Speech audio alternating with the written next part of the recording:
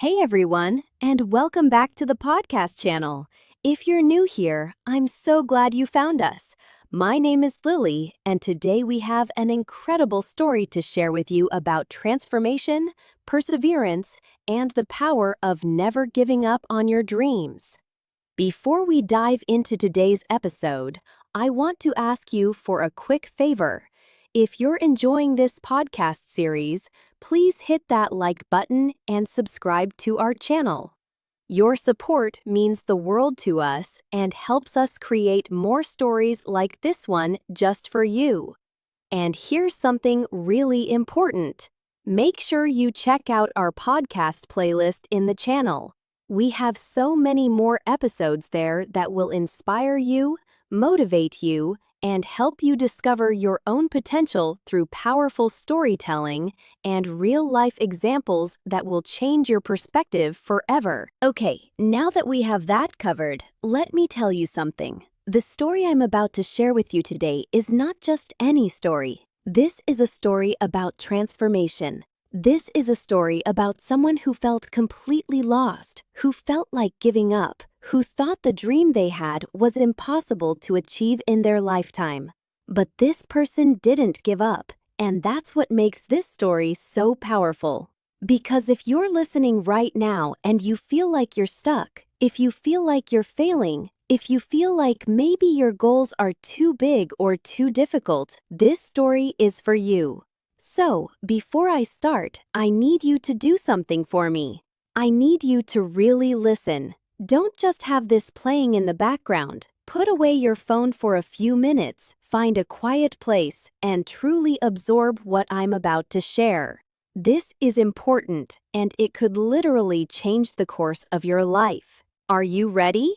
Let's begin the story. The story I want to tell you today is about a young man named John. Now, John is not famous. He's not a celebrity or an influencer. He's just an ordinary person like you and me, living in a small town, with big dreams that seemed impossible to achieve. John was 25 years old when our story begins. He had a job, he had a family who loved him, and he had a life that on the surface looked pretty normal. But inside, John was struggling with something that was eating him up every single day. You see, John had a dream that was burning inside his heart. He wanted to speak English fluently. That might not sound like a big deal to some of you, but for John, it was everything. It represented freedom, opportunity, and a way to connect with the world beyond his small town. But here's the thing about John's dream. There was one major problem standing in his way. His English was extremely weak, like really weak. He could understand some basic words, but when it came to actual conversation, John fell apart. Every single time John tried to speak English, he would feel this overwhelming sense of nervousness. His hands would shake, his voice would become so low that people could barely hear him, and worst of all, he would forget even the simplest, most basic words. And what made it even worse was the reaction of other people. People would laugh at him. They would say things like, "Your English is so bad," or they would make fun of his accent. And those words cut John deeply. Every criticism chipped away at his confidence until he started believing that maybe he just wasn't capable of learning English. So John found himself in this vicious cycle, right? Every morning he would wake up and tell himself, "Today is a new day. Today I'm going to try again." He was determined. He believed that if he just kept trying, if he just kept pushing, eventually something would click. So John did what so many of us do. He started watching English videos. He spent hours and hours watching tutorials, documentaries, movies, everything in English. He thought, if I just watch enough content, it will eventually sink in. He also started reading English books. He would sit down with these books, look up words in the dictionary, try to understand the stories. He thought reading would help him build vocabulary and understanding. And he started writing English sentences. He had notebooks filled with sentences that he had written, trying to practice grammar and sentence structure. But you know what? Nothing was working. Day after day, week after week, John was doing all of these things, but he still felt stuck. He still felt like he wasn't improving. He still felt nervous when he had to speak, and this started to really get to him emotionally. John found himself asking this question over and over again. Why is this so hard? Why am I not getting better? Why am I not improving despite all of this effort? And that question started to feel like it didn't have an answer. Then one day, something happened that would change absolutely everything for John. His friend Allie came over to his house. Now, Allie was different from John. Allie could speak English beautifully. He was fluent, confident, and could have conversations with anyone without any hesitation whatsoever. When John saw Allie walk in, he felt this rush of hope. Maybe Allie could help him. Maybe Allie knew something that John didn't know. So John asked him directly, "Allie, how do you speak English so well? What's your secret? How did you become so fluent?" Allie smiled at him, and I remember this moment was so significant because Allie didn't give him some complicated answer. He didn't talk about fancy apps or expensive courses or immersion programs. He smiled and he said, "Can I tell you a secret?" And John, of course, said yes immediately. "Yes, please tell me. I need to know what I'm doing wrong. I need to understand how to finally break through this barrier that's been holding me back." So Allie sat down next to John, and he said something that completely shifted John's perspective. He said, "John, I'm going to be really honest with you. You are making one big mistake, one major mistake that's preventing you from improving." John was terrified to hear what this mistake was. He asked, "What mistake? What am I doing wrong?" And Allie took a deep breath and explained it to him in the simplest way possible.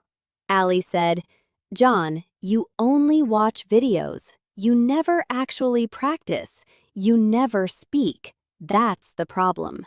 And when John heard those words, something clicked inside him. He realized Allie was absolutely right. John had been consuming content, but he wasn't producing language. Think about that for a moment. John had been spending all this time watching and reading, but he had never actually been speaking. He had never been using the language in a real way. He was learning about English, but he wasn't learning English. And this is such an important distinction that I want to emphasize here. There's a difference between learning about something and actually learning to do something. You can watch 1,000 videos about swimming, but until you actually get in the water, you will never learn how to swim. Allie explained this exact concept to John. He said, "English is just like swimming. You cannot learn swimming by watching videos. You cannot learn how to stay afloat by reading instructions. You have to actually jump in the water. You have to feel what it's like. You have to experience it." And John realized that this was exactly what he had been missing. He had been staying on the shore, watching other people swim, learning the theory of swimming, but never actually jumping into the water himself. So John asked Allie, "Okay, I understand now, but what should I actually do? How do I fix this? How do I start practicing in a real way?" And Allie, being the good friend that he is, decided to give John a plan. Allie sat there and he said, "John, I'm going to give you a simple plan. If you follow these 5 steps every single day, I promise you that you will see improvement. Not eventually, not in a few months. You will start seeing results almost immediately." Now, John was skeptical at first. He had tried so many things already. He had invested so much time and energy. He was exhausted. But he decided to trust his friend. He decided that maybe, just maybe, this would be different. And Allie started explaining the first step. He said, "Step 1 is this. Learn 5 new sentences every single day. Not words, John, sentences. This is very important. Learn sentences, not words. And John asked, why sentences instead of words? And Ali explained, because in real life, when you speak, you don't speak in individual words. You speak in sentences. You speak in phrases. You communicate in chunks of language, not in isolated vocabulary items. This was another revelation for John. He had been focusing so much on vocabulary, on learning individual words and their meanings, but he hadn't been thinking about how those words actually work together in real sentences. So Ali continued and gave him the second step. He said, Step 2 is repeat each sentence 10 times. Say it loudly, say it clearly. Don't whisper, don't mumble. Speak with confidence and clarity. Repeat each sentence at least 10 times every single day. The reason for this, as Ali explained, was that repetition creates familiarity.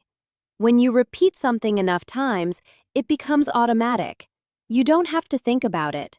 Your mouth and your brain start working together naturally. Then Ali moved on to step 3, which he said was absolutely crucial. He said, Step 3 is, use these sentences in real life. Talk to yourself, talk to your friends, talk to your family. Use the sentences you're learning in actual conversations, actual situations, actual contexts where these sentences naturally come up. And John asked, but what if I make mistakes? What if people judge me? And Ali's response was so important. He said, John, that brings me to step 4, and this might be the most important step of all. Ali leaned in and he said, Step 4 is, don't be afraid of mistakes. Mistakes are not failures, John. Mistakes are teachers. Every single mistake you make teaches you something. Every error shows you what you need to work on next. He continued, the people who become fluent are not the people who make the fewest mistakes. The people who become fluent are the people who are willing to make mistakes, learn from them, and keep moving forward. And finally, Ali explained the 5th and final step. He said, Step 5 is be consistent. Practice every single day. Even if you only have 10 minutes, use that 10 minutes to practice. Consistency is what creates results. Not intensity, but consistency. Ali said this phrase that John would never forget. Simple things done daily create big results. You don't need to do something extraordinary. You just need to do something simple, and you need to do it every single day without exception. John looked at Ali and he said, That's it? That's the whole plan? It seems so simple. And Ali smiled and said, Yes, John, that's it. That's the whole plan. And that's exactly why so many people fail at this. They're looking for something complicated. They're looking for some secret technique or special method. But the truth is, Ali said, the best method is the simplest one, because the simplest methods are the ones that you can actually stick to. The simplest methods are the ones that don't require you to be superhuman or have unlimited time. The next morning, something inside John was different. He woke up earlier than usual, and instead of feeling this heavy sense of dread about his English, he felt hope, real hope. He said to himself, I can do this. I'm going to do this. Today is the beginning of my transformation. John sat down with a notebook, and he started writing down simple sentences. Sentences that he would actually need to use in everyday life. Sentences that were relevant and practical and meaningful to him. His first 5 sentences were incredibly basic. They were, Good morning. How are you? I am fine, thank you. What is your name? Nice to meet you. Now, these are sentences that most English learners would think are too simple. John himself might have thought, I already know these. These are too basic for me. But Ali had taught him something important. It's not about how complicated the sentences are. It's about using them. So John sat there and he repeated each sentence 10 times. Good morning. Good morning. Good morning. Over and over again. He said them loudly and clearly, just like Allie had instructed him to do. He did the same with the other sentences. How are you? How are you? How are you? 10 times. He went through all 5 sentences, repeating each one 10 times, and by the time he was done, something felt different inside him. His mouth felt more familiar with the words. His brain felt more connected to the sounds. It wasn't just about memorizing anymore. It was about his whole body learning the language. And John decided that if one set of 5 sentences was good, then maybe 2 sets would be better. So he learned some more sentences that were practical for real conversations. Sentences like, how can I help you? I would like some water, please. Can you help me? I don't understand. Can you repeat? And more sentences. Thank you so much. Have a nice day. Where is the bathroom? What time is it? Can I sit here? Every sentence he repeated at least 10 times. Some sentences he repeated even more because he wanted to feel really comfortable with them. And then, here's the crucial part. John started using these sentences in real life.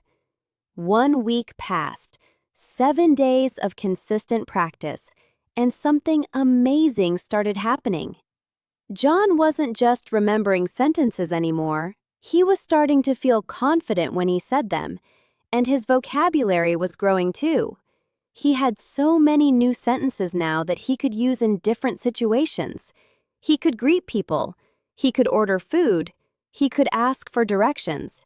He could engage in basic conversations. One day, John decided to go to the shop, and instead of just pointing at what he wanted or writing something down on a piece of paper, he used his sentences. He walked up to the shopkeeper and he said, "Hello, how much does this cost?" And the shopkeeper answered him.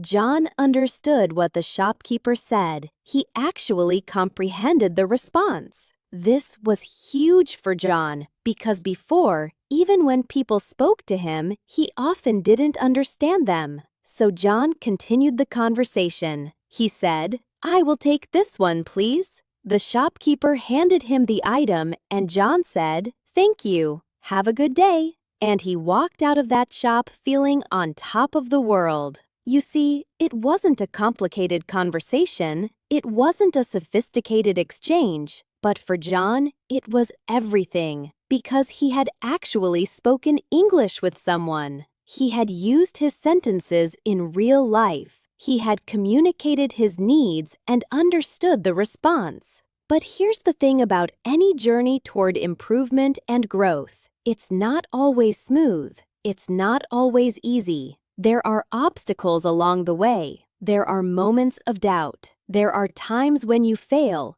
and those failures can feel absolutely crushing. John experienced this too. About 2 weeks into his practice, something happened that shook his confidence. He was walking down the street and he saw a stranger who looked like they might need help. John decided that this was the moment. This was his chance to really test his English skills. He walked up to the stranger and he tried to ask a question, but something went wrong. His mind went completely blank. He couldn't remember his sentences. He couldn't find the words. He stuttered, I want to, and he couldn't finish his sentence. He couldn't complete the thought. The person looked at him confused and then just walked away. John was left standing there, feeling like he had failed, feeling like all of his progress had been erased in that single moment.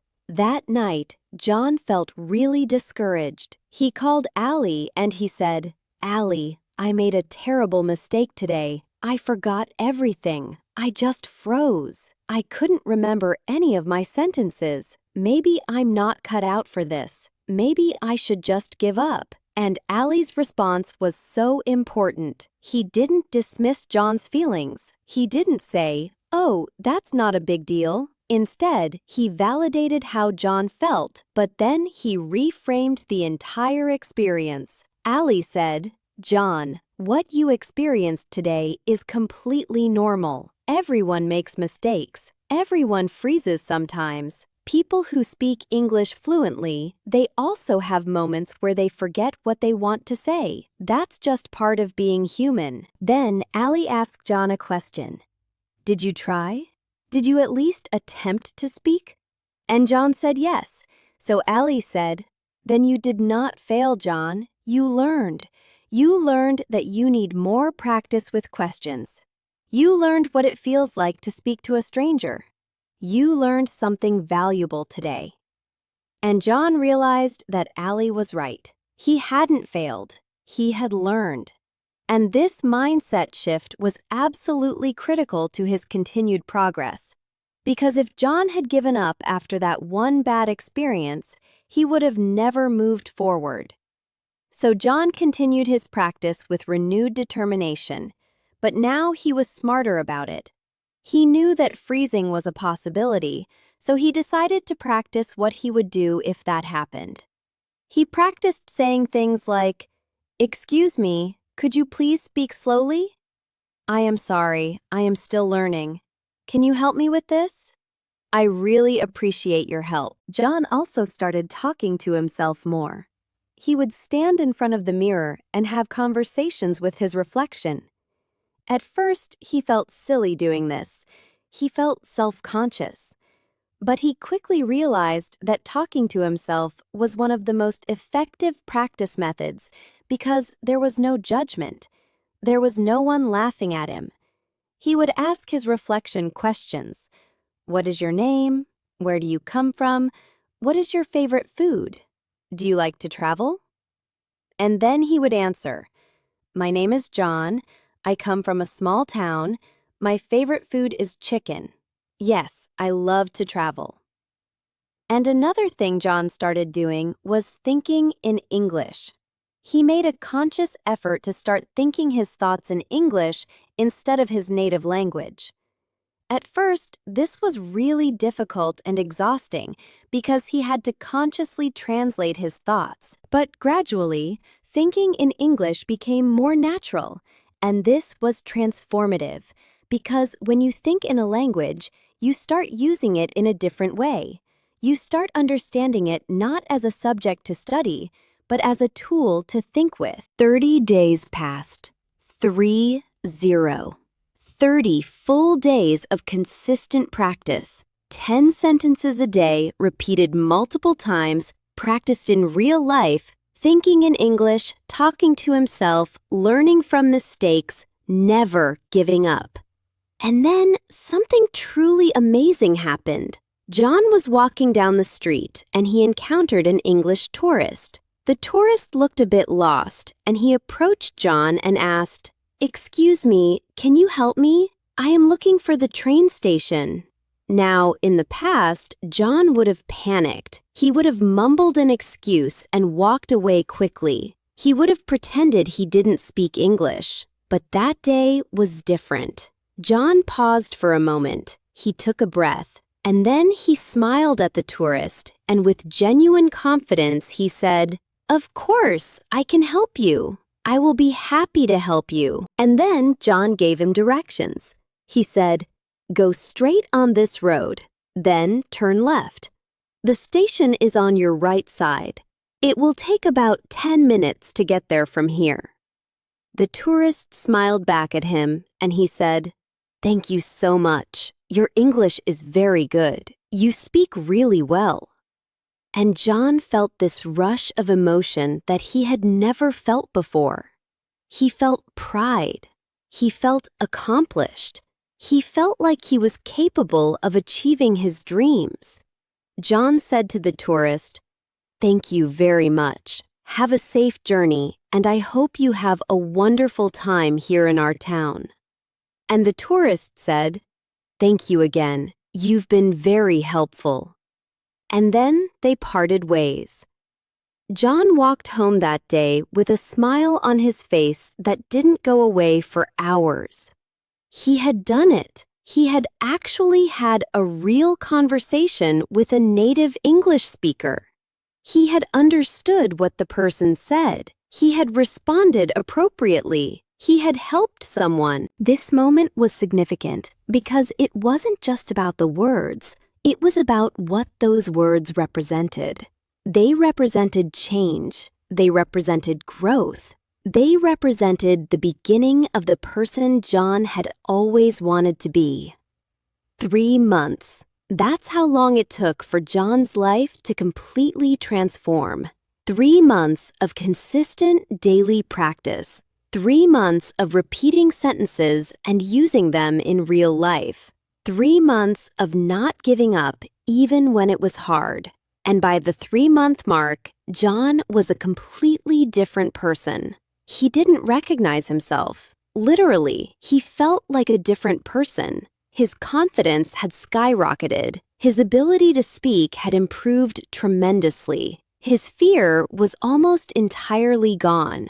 John was now speaking English every single day, not just practicing, but actually using English in his real life.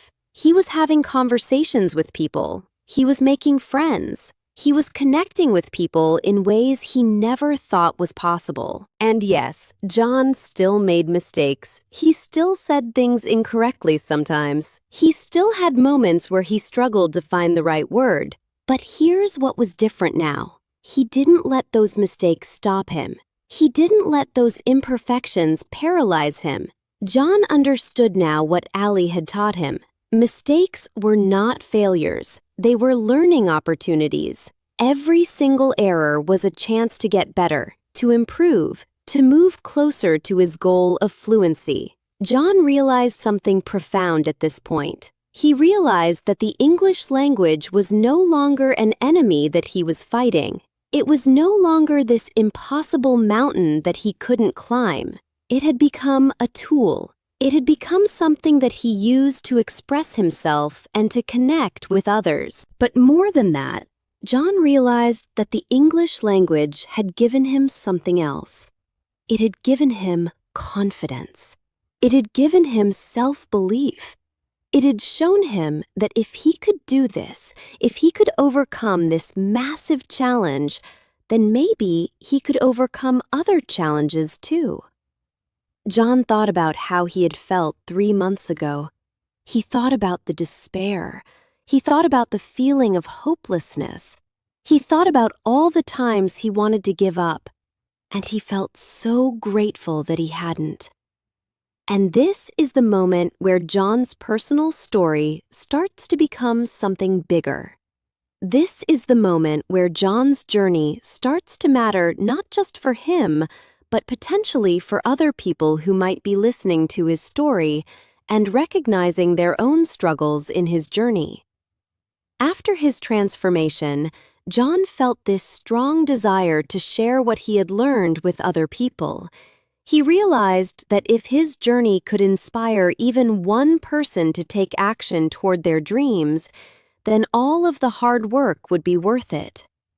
So John started talking to people about his experience. He told them about the 5 steps. He told them about the importance of practice over consumption. He told them about the power of consistency. And people started listening. Some people were skeptical at first, just like John had been.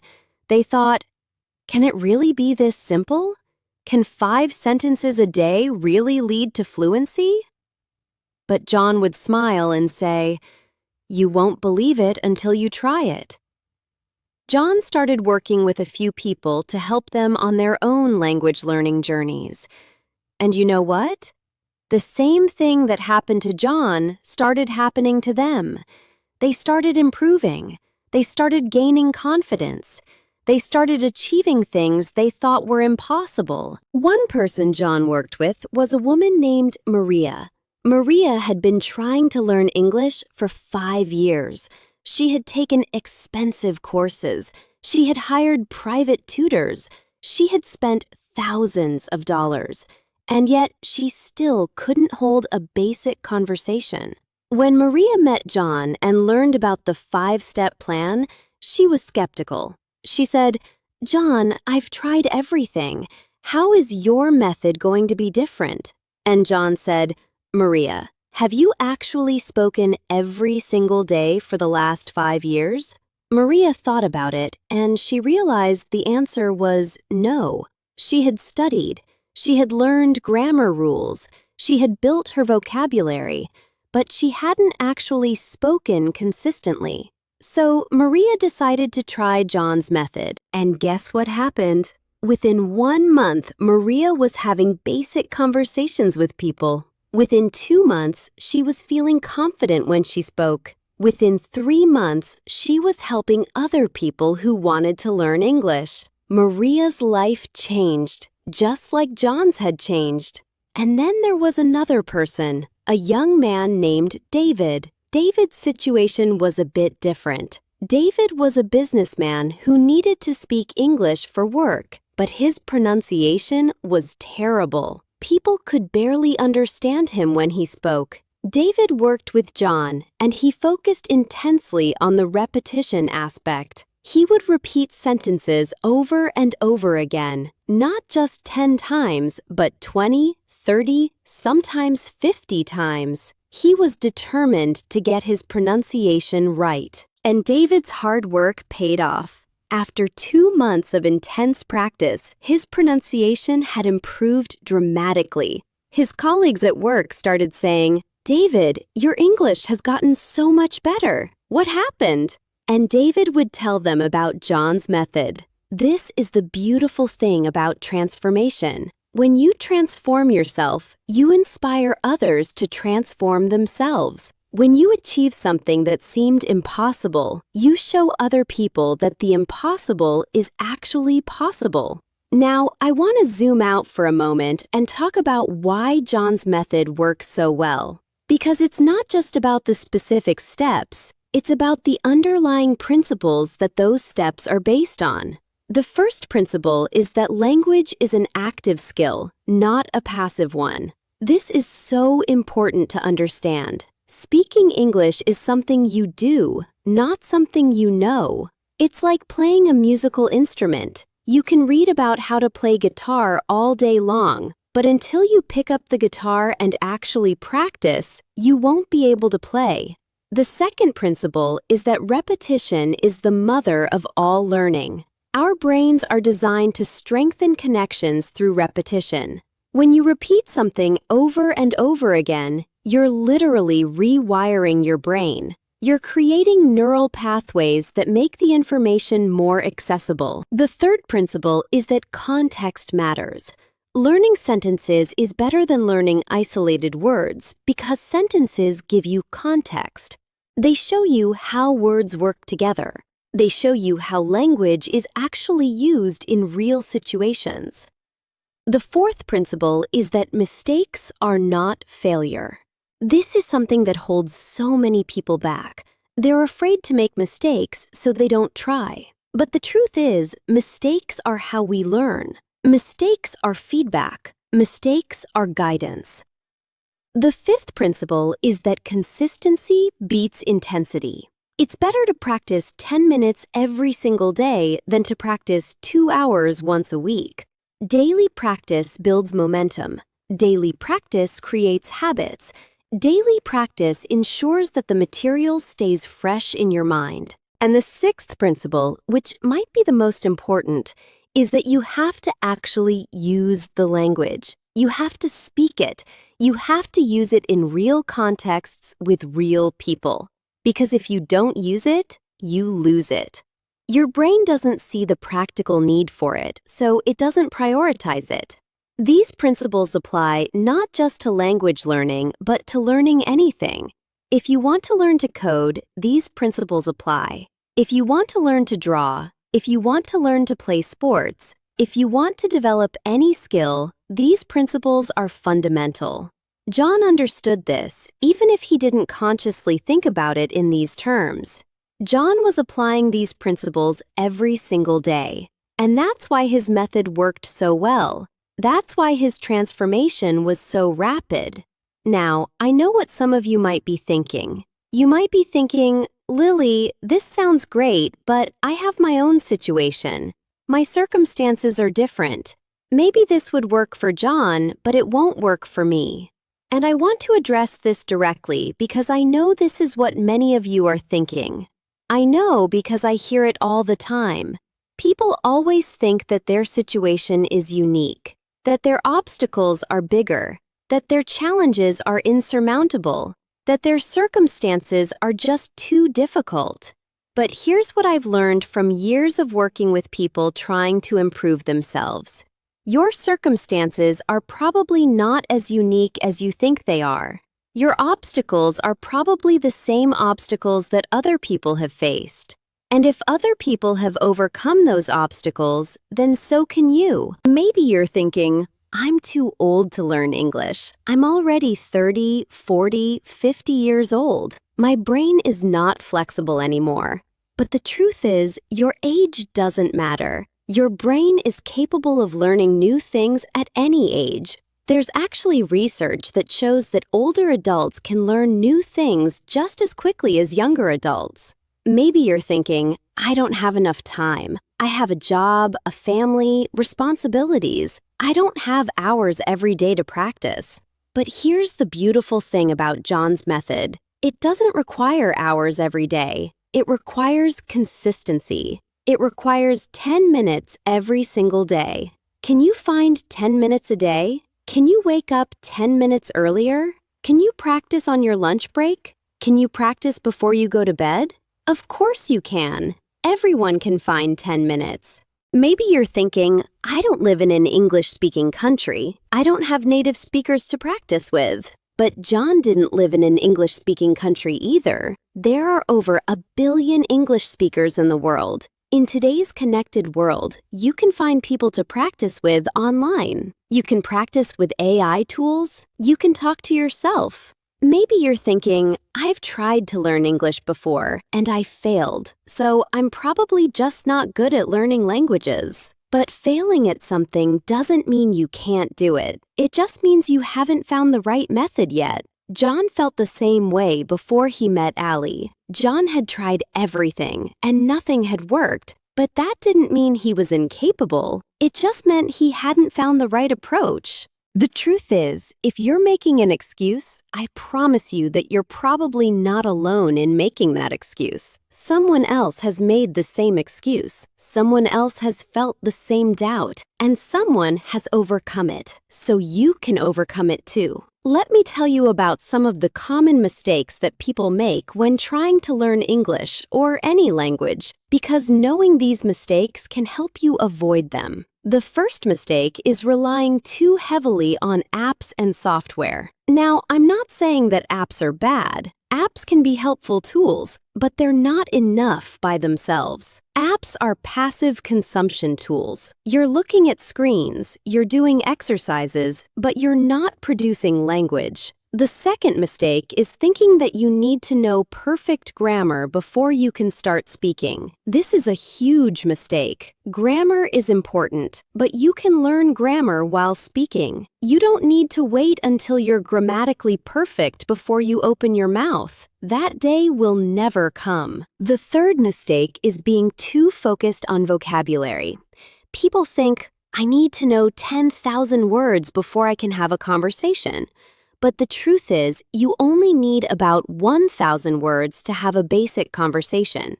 Focus on the most common, most useful words first. The fourth mistake is not practicing speaking. This is the most critical mistake. Too many people study English, but they never speak. They read, they write, they listen, but they don't produce. And production is essential. The fifth mistake is giving up too soon. They try for a few weeks, don't see dramatic results, and they quit. But language learning is not a sprint, it's a marathon. You have to be willing to keep going even when the progress seems slow. The sixth mistake is comparing yourself to others. You see someone else who is fluent and you think, I will never be that good. They have some natural talent that I don't have. But you don't know their journey. You don't know how much they've practiced. You don't see the thousands of hours they've put in. The seventh mistake is not using what you learn in real life. They learn phrases in textbooks or apps, but they never actually use them in real conversations. And when you don't use something, you forget it. Your brain is designed to forget information that it doesn't see as useful. The eighth mistake is not getting feedback. It's really hard to improve on your own because you don't know what you're doing wrong. Finding people to practice with, whether that's language partners, tutors, or even AI chatbots, is crucial because they can give you feedback. The ninth mistake is trying to learn too much too quickly. They try to learn 50 new sentences a day. They try to master 5 new grammar rules in 1 week. But this leads to burnout and frustration. It's better to learn 5 sentences and really know them than to learn 50 and not really know any of them. The 10th mistake is expecting the process to be fun and exciting from the beginning. The truth is, language learning can be boring sometimes. Repetition is boring, practice is boring, but it's necessary. You have to be willing to do the boring stuff if you want to achieve the extraordinary results. Okay, so let's get practical. If you decide to start learning English or any language using John's method, here are some specific tips that will help you succeed. Tip number 1. Write down your sentences. Don't just think about them or read them. Actually write them down. Writing engages different parts of your brain. It helps the information stick better. Keep a notebook specifically for your language practice. Tip number 2. Say your sentences out loud. Don't whisper them. Don't mumble them. Actually speak them out loud with good pronunciation and volume. Your ears hearing the words is different from your mouth saying the words.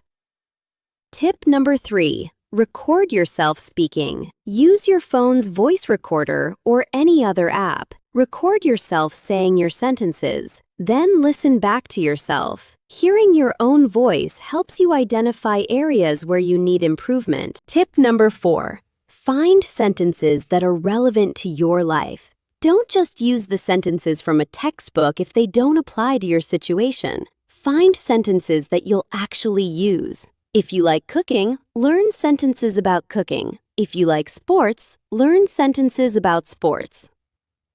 Tip number 5. Create a routine and stick to it. Practice at the same time every day. Maybe it's in the morning while you have your coffee. Maybe it's on your commute to work. Maybe it's before you go to bed. Pick a time and make it a habit. Tip number 6. Find a language partner. This could be a friend, a family member, a language exchange partner online, or even someone you hire as a tutor. Having someone to practice with provides accountability and makes the practice more enjoyable. Tip number 7. Don't be afraid to look foolish. You will feel foolish when you first start speaking. You will make mistakes. You will sound awkward. That's normal. Everyone who learns a language goes through this. Accept it and move on. Tip number 8. Celebrate small wins. When you have a successful conversation, when you understand something you didn't understand before, when you say something correctly without stumbling, celebrate it. These small wins add up to big transformation. Tip number 9. Keep a progress journal. Write down what you learned each day. Write down the conversations you had. Write down the challenges you faced and how you overcame them. Looking back on your progress is incredibly motivating. Tip number 10. Be patient with yourself. You're learning a new language. You're rewiring your brain. You're developing new skills. This takes time. You can't expect to be fluent in a month. But with consistent effort, you can make significant progress in 3 months. Now, I want to talk about something that's just as important as the practical techniques. I want to talk about the psychological aspect of learning a language, because ultimately, success is not determined by the method. Success is determined by your mindset. John's success wasn't just because he learned 5 sentences a day. John's success was because he believed that he could improve. He believed that if he kept trying, he would eventually succeed. He had what psychologists call a growth mindset. A growth mindset is the belief that your abilities are not fixed. You're not born smart or not smart. You're not born with a talent for languages or without one. Instead, your abilities are developed through hard work, perseverance, and practice. People with a fixed mindset think, "I'm bad at languages, that's just how I am." People with a growth mindset think, "I'm not good at languages yet, but I can improve through practice." Do you see the difference? It's subtle, but it's profound. One mindset leads to giving up. The other mindset leads to perseverance. Another important psychological aspect is self-efficacy. This is the belief that you are capable of accomplishing your goals. When John succeeded with his first real conversation, his self-efficacy increased. He thought, "I can do this. I've done it once, so I can do it again." And each subsequent success further reinforced his self-efficacy. He started believing more and more that he could achieve his goal of fluency. And this belief made him more likely to keep trying, even when things got difficult. Another psychological factor is motivation. There are 2 types of motivation: intrinsic and extrinsic. Extrinsic motivation is when you do something because of an external reward. You learn English because you want a better job, or because someone is paying you to learn. Intrinsic motivation is when you do something because you want to. You learn English because you genuinely want to be able to speak English. You want to connect with people. You want to travel. You want to experience the world. Research shows that intrinsic motivation is much more powerful than extrinsic motivation. It lasts longer. It's more resilient. It keeps you going even when things are hard. John had intrinsic motivation.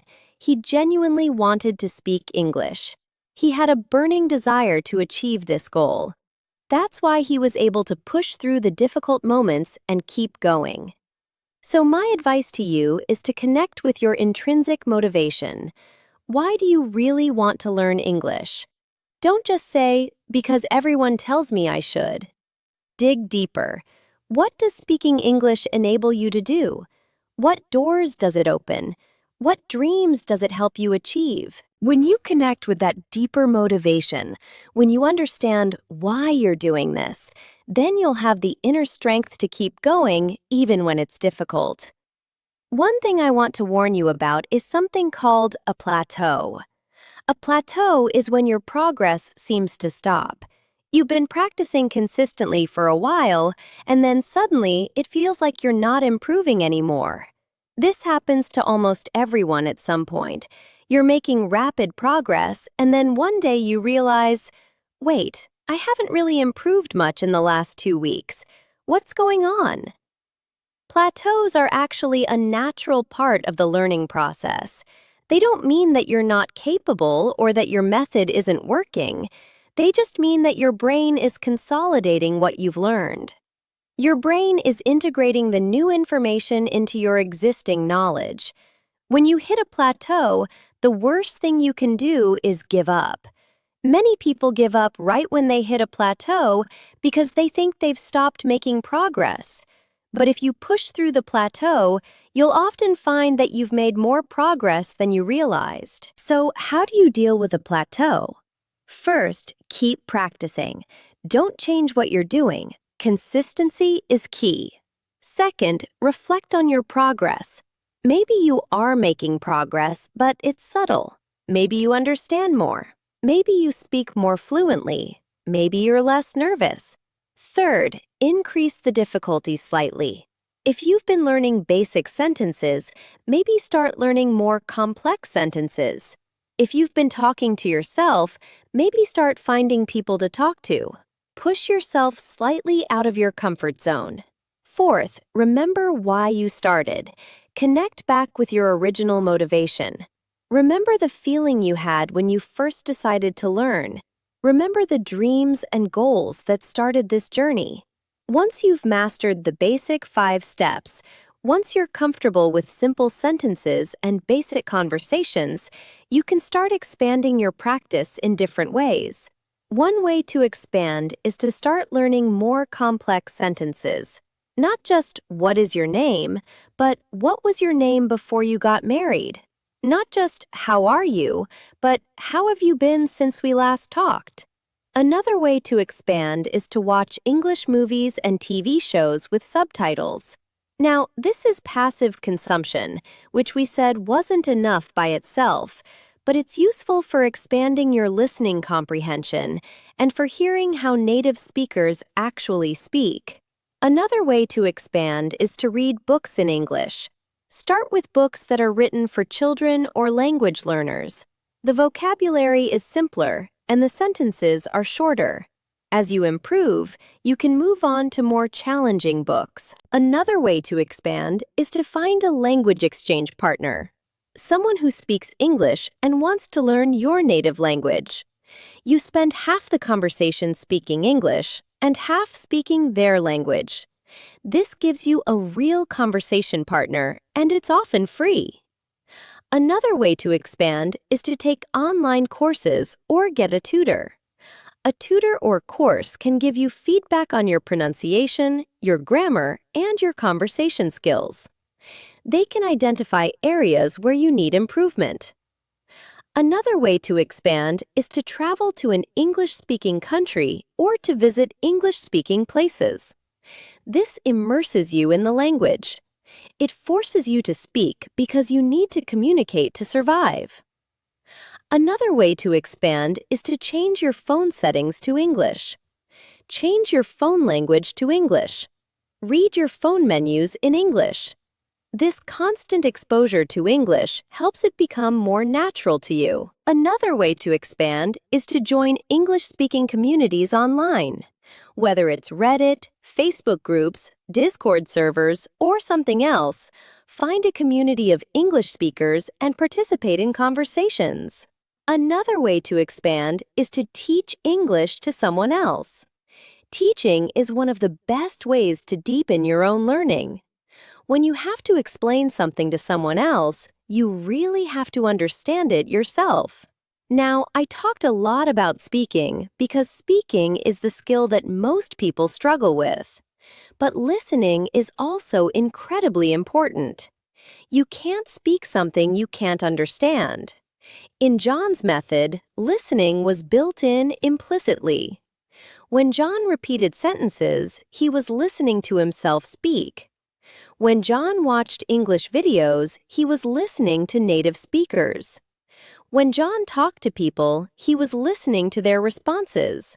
But you can also deliberately improve your listening skills. Here are some ways to do that. First, watch English movies and shows. Start with content that's close to your level.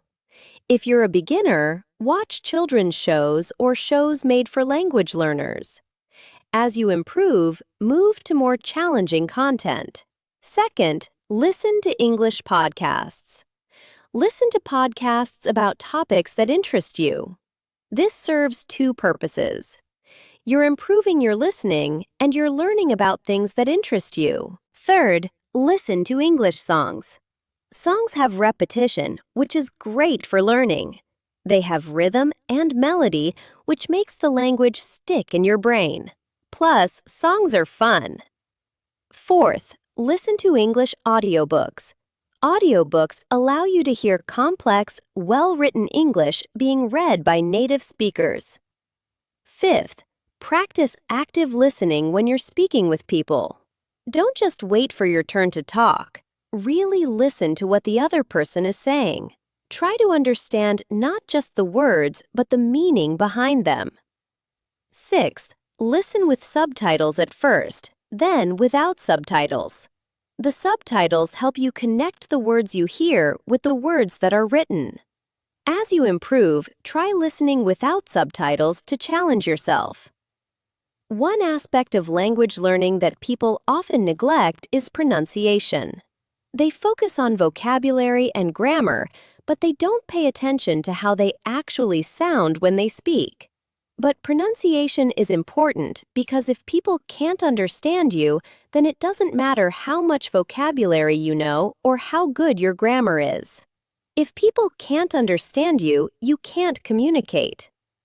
John understood this. When he repeated his sentences, he focused on saying them clearly and loudly. He was training his mouth to produce the right sounds. Here are some ways to improve your pronunciation. First, pay attention to how native speakers pronounce words. When you watch English content, really listen to the pronunciation. Notice where the stress falls in words. Notice the rhythm and intonation. Second, use pronunciation apps. There are apps specifically designed to help you with pronunciation. They'll record you and give you feedback. Third, speak slowly at first. Don't try to speak fast like a native speaker. Slow down. Pronounce each word clearly. As you improve, you can start speaking faster. Fourth, record yourself speaking and compare your pronunciation to native speakers. Listen to yourself. Identify where you're different. Work on those specific sounds. Fifth, don't be embarrassed to exaggerate your pronunciation. At first, you might feel like you're exaggerating, but that's often what it takes to get your mouth used to the sounds of English. Sixth, pay attention to sentence stress and intonation. English is not just about individual sounds. It's also about which words you stress in a sentence and the pattern of your voice going up and down. Once you've achieved your goal of fluency, once you can speak English confidently in most situations, the journey doesn't end. You have to maintain your progress. If you stop practicing, you'll start forgetting. This is true for any skill. Musicians who stop playing lose some of their ability. Athletes who stop training lose their fitness. Language learners who stop practicing start forgetting their language. But maintaining your progress is much easier than building it in the first place. It takes much less effort to maintain your fluency than it took to achieve it. Here are some ways to maintain your progress. First, continue to use English regularly. Even if you're fluent, keep speaking English. Keep listening to English content. Keep reading English books.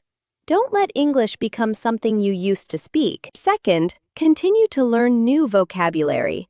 Even native speakers learn new words all the time. Challenge yourself to learn new words, new phrases, new ways of expressing things. Third, expose yourself to different varieties of English. You might have learned a specific accent or variety of English, but English is spoken differently in different countries. Expose yourself to American English, British English, Australian English, Indian English, and so on. Fourth, use English for more complex topics as you maintain your fluency. Don't just stick to basic conversations. Push yourself to discuss complex ideas, abstract concepts, nuanced topics. Fifth, find ways to keep learning fun and interesting. Maybe you get a conversation partner who becomes a friend. Maybe you find English content about topics you're passionate about. Maybe you use English to connect with communities of people who share your interests. Now, John's story is about learning English, but I think there's a broader life lesson in his story. The lesson goes beyond language learning. John's story is about transformation. It's about going from feeling hopeless to feeling hopeful. It's about going from thinking something is impossible to achieving it. It's about the power of taking action even when you don't feel confident. John didn't feel ready when he started. John didn't feel confident. John didn't feel like he had what it took to become fluent in English. But he took action anyway, and that action created confidence. This is a principle that applies to everything in life. Most people wait until they feel confident to take action, but that's backwards. You take action first, and then confidence follows. Confidence is not something that comes before action. It's something that comes because of action. John's story is also about finding the right method. John tried many things that didn't work. Watching videos, reading books, writing sentences, none of these things worked for him. But when he found the right method, when he focused on speaking and practicing, everything changed. This teaches us that if something isn't working, maybe the method is wrong, not you. If you're struggling to achieve a goal, maybe you just haven't found the right approach yet. Be willing to try different methods. Be willing to ask for help and advice. John's story is also about the power of consistency. John didn't do anything dramatic or extraordinary. He didn't study for 8 hours a day. He didn't move to an English-speaking country. He just did something simple. He practiced sentences every day. And that simple, consistent action, repeated every single day, created profound results. This shows that dramatic action is not what creates change. Consistent action is what creates change. Small steps taken every day add up to giant leaps over time. John's story is also about surrounding yourself with the right people. John's life changed when he met Ali, a friend who believed in him and who could show him a better way. We all need people like this. We all need mentors or friends who can guide us toward our goals. So as you listen to this story, think about the life lesson. Think about how John's journey might parallel your own journey. Think about where you want to improve in your life. Think about what dreams you have that you've been putting off.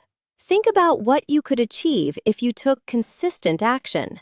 So here we are at the end of John's story. But as I said at the beginning, the end of John's story is actually the beginning of your story. John transformed his life. He went from being unable to speak English to being fluent. He went from being afraid to speak to being confident. He went from feeling hopeless to feeling empowered. But John is not special. John is not unique. John is just an ordinary person who took action. John is just someone like you who decided that their dream was worth pursuing. So I want to ask you now, what dream do you have that you've been putting off? What goal have you been thinking about but not taking action on? What would your life look like if you achieved that goal? I want to give you a challenge, just like John was given a challenge. I want you to take action today, not tomorrow, not next week. Today, if your dream is to learn English, here's what I want you to do. Pick 5 sentences that you want to learn. Write them down. Say them out loud 10 times each, and do this again tomorrow. Just that, just those 5 sentences repeated every day. If you do that for 1 week, I promise you'll feel a difference. If you do that for 1 month, you'll see real improvement. But this challenge applies to whatever your goal is. If you want to learn to play guitar, pick 5 guitar exercises and practice them every day. If you want to start a business, pick 5 actions related to starting a business and do them every day. If you want to get fit, pick 5 fitness exercises and do them every day. The method is the same.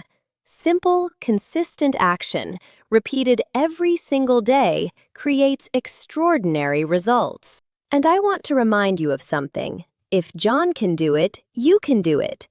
If John can overcome his fear and his self-doubt and his failures and achieve his dream, then you can too. You have everything you need. You have a brain that is capable of learning. You have the ability to take action. You have the potential to transform your life. So, I'm challenging you. I'm challenging you to take action today. I'm challenging you to pick a goal and start working toward it. I'm challenging you to commit to consistency. I'm challenging you to not give up even when things get difficult. And if you take this challenge, I want to hear about it. I want to hear about your transformation. I want to hear about how you went from thinking something was impossible to achieving it. So please, if you decide to take this challenge, come back and share your story with me. Let me know how you're progressing. Let me know what you're achieving, because your story might inspire someone else the way John's story inspired you. And before you go, I want to remind you of something. If you enjoyed this episode, please hit the like button. Your likes help this podcast grow. And please subscribe to our channel and check out our podcast playlist for more episodes just like this one. We have more stories. We have more lessons. We have more ways to inspire you and challenge you to become the best version of yourself. So make sure you're subscribed so you don't miss any of our upcoming episodes. Thank you so much for listening all the way through this episode. Thank you for giving me the opportunity to share John's story with you. Thank you for your time and your attention. Remember, you are capable of amazing things. You are capable of achieving your dreams. You are capable of transformation. So go out there and take action. Take that first step. Make that first move. And watch what happens. This is Lily, reminding you that your transformation starts today. I'll see you in the next episode. Goodbye, and thank you for listening.